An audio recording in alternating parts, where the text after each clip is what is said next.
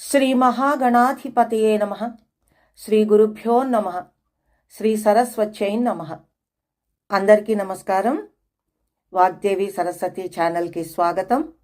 ఈరోజు శ్రీమద్ వాల్మీకి రామాయణ వచన కావ్య పఠనం అయోధ్యకాండ 7వ భాగం ఆ సీతారాముల ఆశీస్సులతో కొనసాగిద్దాం. జై శ్రీరామ్. కైకేయి మాటలు విన్న దశరథుడు మూర్ఛిల్లినాడు. భూమిపై పడి పొరలుతున్నాడు.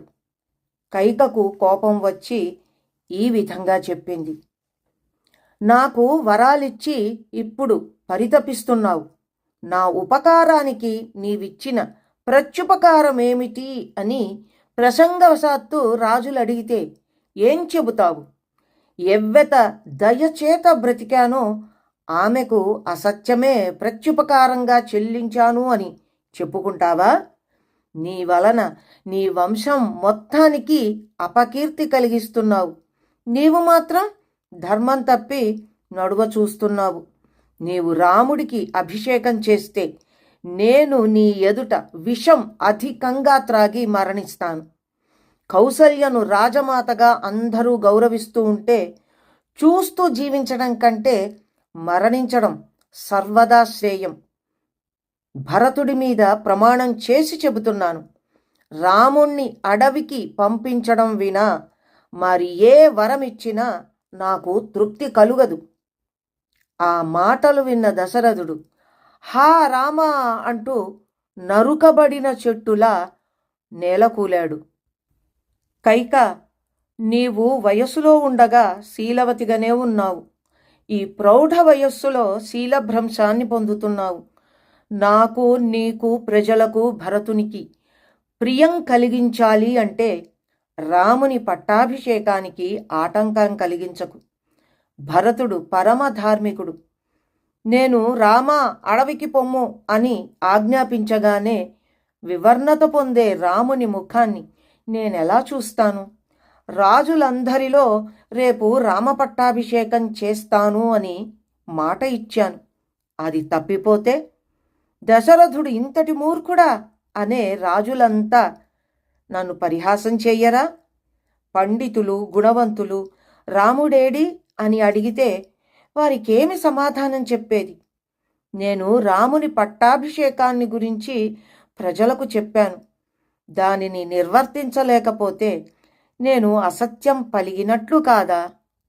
కౌసల్య నాకు పట్టమహిషి. అయినా దాసిలాగా పరిచర్యలు చేసింది. సఖిలాగా నాతో ద్యూతమాడింది.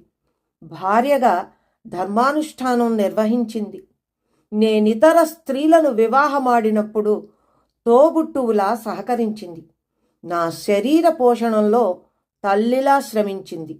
అట్టి ఆమెకు ఎలా అప్రియం చెయ్యగలను? రాముడు అడవికి పోవటం, నేను మరణించడం అనే 2 అప్రియాలు విని సీత ఎలా ఓర్చుకుంటుంది?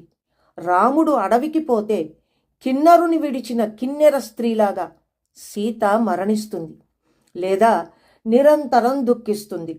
ఆ దుఃఖాన్ని నేను చూడలేను. నీవు వైధవ్యంలో నీ పుత్రునితో రాజ్య పరిపాలన చేయిస్తావు. విషంతో కూడిన మద్యాన్ని సేవించినవాడు చివరికి మద్యం విషభరితమని తెలుసుకున్నట్లు నీవు అసాధ్వివి అని ఇప్పటికి తెలుసుకున్నాను. కిరాతుడు పాట పాడి లేడిని ఆకర్షించి దానిని చంపినట్లు నన్ను చంపబోతున్నావు. పసిపిల్లవాడు తెలియక కృష్ణ సర్పాన్ని పట్టుకొన్నట్లు నేను తెలియక నీ పాణిగ్రహణం చేశాను. ఇంతకాలం నుంచి బ్రహ్మచర్య ధర్మాలతో, విద్యాభ్యాసంతో రాముడు కృషించి ఉన్నాడు. ఇది రాముడు సుఖింపవలసిన సమయం. ఈ సమయంలో నీవు అతనిని అరణ్యానికి పంపిస్తున్నావు. నేను ఉండి కూడా రామునకు లేనివాడినయ్యాను. రామా అడవికి వెళ్ళు అని నేను అనగానే బయలుదేరుతాడు. ఎందుకు అని ఎదురు ప్రశ్న కూడా వేయడు.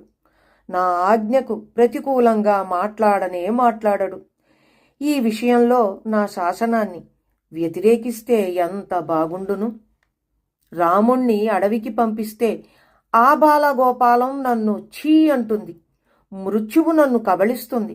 రాముడు అడవికి పోయి నేను పరలోకానికి పోతే నీవు కౌసల్య సుమిత్రాదులను ఏం చేస్తావో కదా.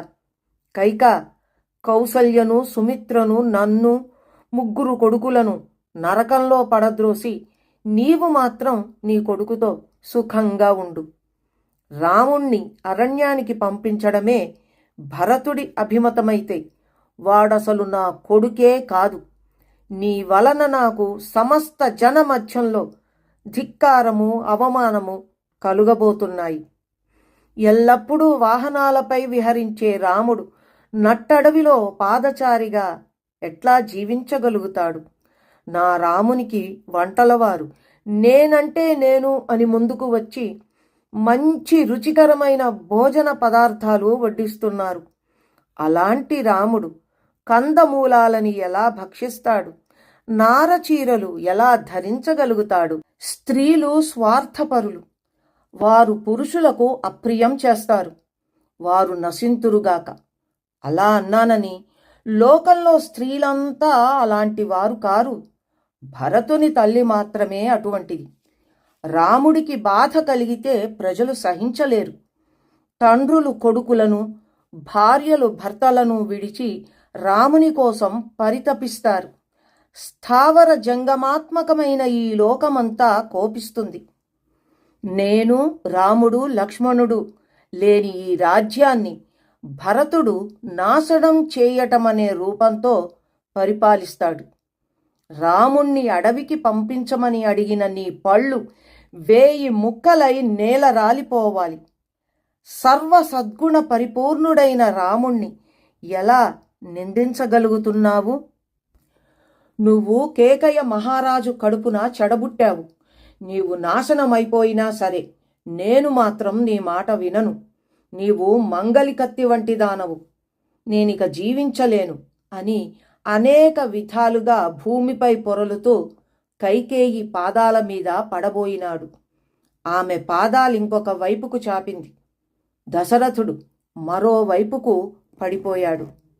లోకాపవాదానికి వెరువనిది అగు కైకేయి దశరథునితో ఇలా అన్నది: మహారాజా, సత్యవంతుడను నియమవంతుడను అని నిన్ను గూర్చి నువ్వే పొగడుకుంటూ ఉంటావు. నీవే ఇచ్చిన ఈ వరాన్ని గురించి ఇంత క్లేశపడతావెందుకు? దశరథుడికి కోపం వచ్చింది. ఆమెతో ఇలా అన్నాడు: ఓసి నీచురాలా, నేను మరణిస్తాను. రాముడు అడవికి పోతాడు. అప్పుడు నీ కోరిక తీరుతుంది. నేను స్వర్గానికి పోయినా అక్కడి దేవతలు రాముడి క్షేమాన్ని గురించి నన్ను ప్రశ్నిస్తారు. కైకేయి ప్రీతి కోసం అతనిని అడవికి పంపించాను అని చెప్పనా? నాయనా రామ, నీ పట్టాభిషేకం రేపే అని చెప్పి ఇప్పుడు అడవికి వెళ్ళమంటే అది అసత్యం కాదా? చిరకాలం పిల్లలు లేక ఎంతో శ్రమించి పొందిన సుసంతానమైన రాముణ్ణి ఎలా విడిచిపెట్టేది? రామునికి దుఃఖం కలిగే లోపల నేనే మరణించితే ఎంత బాగుండును. రాముడిని అడవికి పంపిస్తే అపకీర్తి కలగడం నిశ్చయం. ఈ విధంగా దశరథుడు దుఃఖిస్తూ ఉండగా సూర్యుడు అస్తమించాడు. దశరథుడు రేయికి అంజలి ఘటించి తెల్లవారకుండా ఉండవలసిందిగా అర్థించినాడు. త్వరగా తెల్లవారితే నేను ఈ కైకేయి వద్ద ఉండను. ప్రజలు వస్తారు. నేనీమను చూడవలసిన అవసరం ఉండదు. ఈ విధంగా పలికి దశరథుడు నమస్కరించి కైకతో ఇలా అన్నాడు: దేవి, నా యందు దయ చూపించు. నీవు కోరిన విధంగా నేను రాజ్యాన్ని నీ పరం చేస్తాను. వరదత్తమైన రాజ్యాన్ని నీవే రాముడికి ఇవ్వవలసింది. అందువలన నీకు మహాకీర్తి కలుగుతుంది. నీవలా చేస్తే నాకు, ప్రజలకు, రామునికి, భరతునికి, గురువులకు అందరకు మిక్కిలి ఆనందం కలుగుతుంది. ఆ మాటలందు కైక ఆదరం చూపించలేదు. చిరకాలం ప్రేయసిగా మన్నించిన కైకేయిని శిక్షించలేక, రాముణ్ణి ఎడబాయజాలక దశరథుడు నిశ్చేష్టుడై పడి ఉన్నాడు. ఇంతటితో శ్రీమద్ వాల్మీకి రామాయణ వచన కావ్య పఠనం అయోధ్యకాండ 7వ భాగం కూడా ముగిసింది. జై శ్రీరామ్.